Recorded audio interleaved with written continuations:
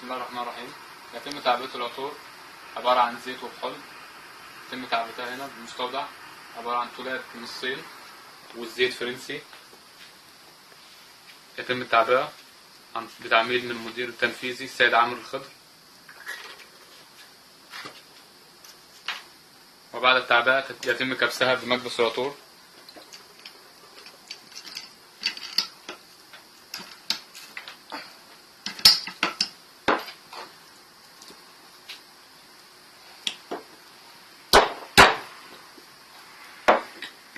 وبعد التعبئة توضع في الكراتين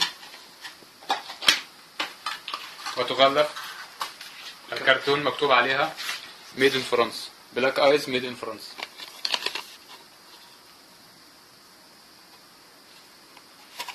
وبعد التعبئة تعبئتها بالكراتين تسلفن.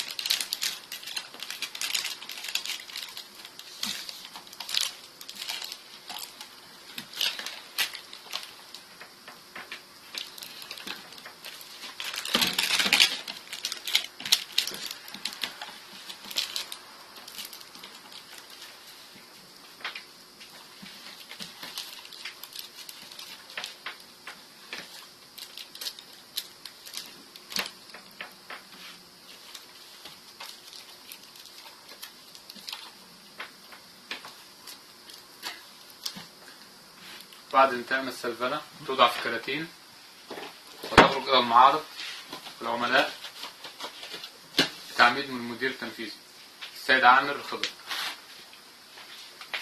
وأيضا زيوت النكهة بتاع شراب كراميل